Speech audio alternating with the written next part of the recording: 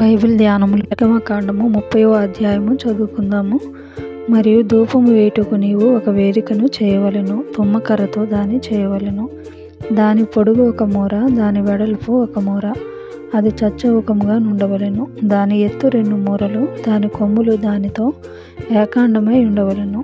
దాని పైభాగమునకును దాని 4 ప్రక్కలకును దాని కొమ్ములకును మేలిమి బంగారు రేకులు పొదిగించి దానికి చుట్టూ బంగారు జవను చేయవలెను.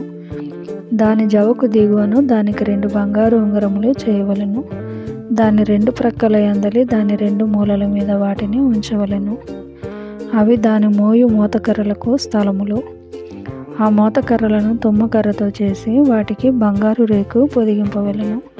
సాక్ష్యపు మందసము నొద్ద నుండి అడ్డతెర ఎదుట, అనగా శాసనముల మీద కరుణాపీఠమునెదుట నీవు దానిని ఉంచవలెను. అక్కడ నేను నిన్ను కలుసుకొందును. అహరోను ప్రతిదినము ప్రొద్దున దాని మీద పరిమళ ద్రవ్యముల ధూపము వేయవలెను. అతడు ప్రదీపములను చక్కపరుచినప్పుడు దాని మీద ఆ ధూపము వేయవలెను. మరియు సాయంకాలమందు అహరోను ప్రదీపములను వెలిగించినప్పుడు దాని మీద ధూపము వేయవలెను. అది మీ తరతరములకు యెహోవా సన్నిధిని నిత్యమైన ధూపము.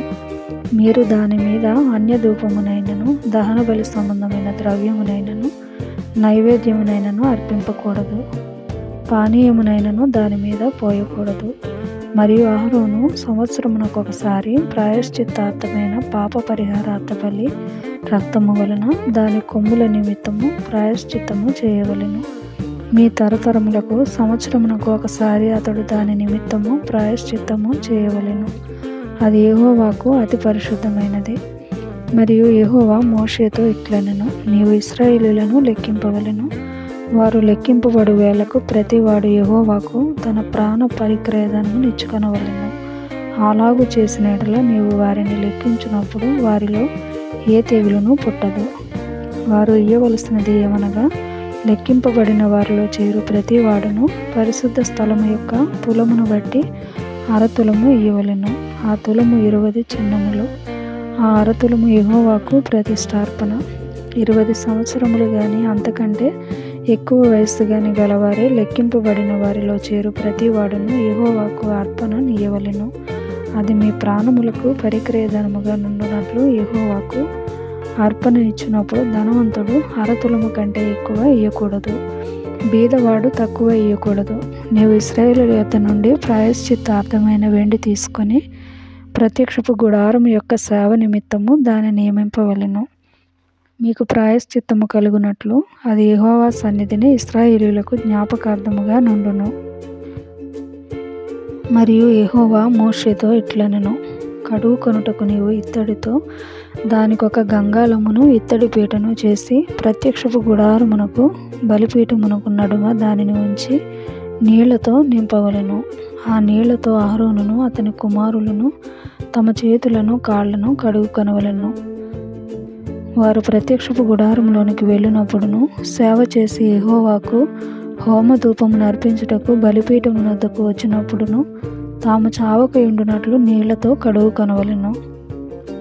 తాము చావకయుండునట్లు తమ చేతులను కాళ్లను కడుగుకొనవలెను. అది వారికి, అనగా అతనికిని అతని సంతతికిని వారి తరతరములకు నిత్యమైన కట్టడగా నుండును.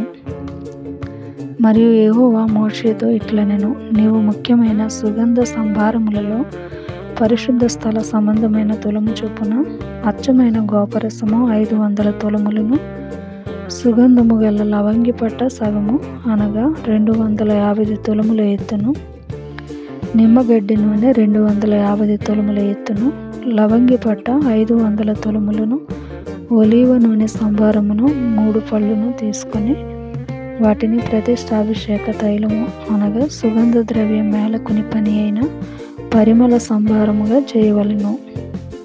అది ప్రతిష్టాభిషేక తైలమగును.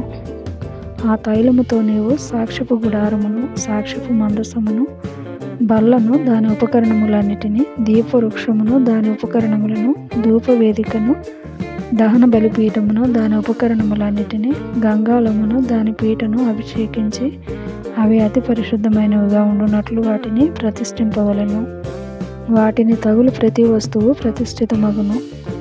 మరియు అహరోనును అతని కుమారులను నాకు యాజకులై ఉన్నట్లు నీవు వారిని అభిషేకించి ప్రతిష్ఠింపవలెను. మరియు నీవు ఇశ్రాయేలీయులతో, ఇది మీ తరతరములకు నాకు ప్రతిష్ఠాభిషేక తైలమై ఉండవలెను. దానిని నరశరీరము మీద పోయకూడదు, దాని మేళనము చొప్పున దాని వంటి దేనినైనను చేయకూడదు. అది ప్రతిష్ఠితమైనది, అది మీకు ప్రతిష్ఠితమైనదిగా నుండవలెను. దాని వంటిది కలుపువాడును అన్యుని మీద దానిని పోయువాడును తన ప్రజలలో నుండి కొట్టివేయబడవలెనని చెప్పుము.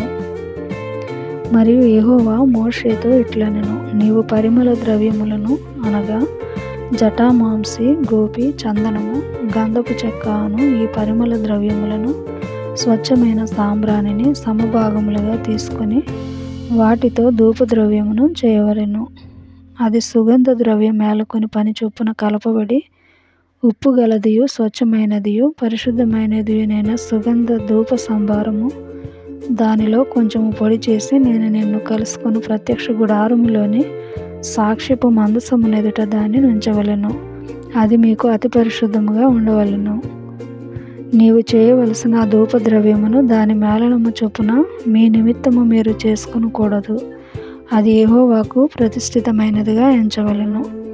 దాని వాసన చూచుటకు దాని వంటిది చేయువాడు తన ప్రజలలో నుండి కొట్టివేయబడును.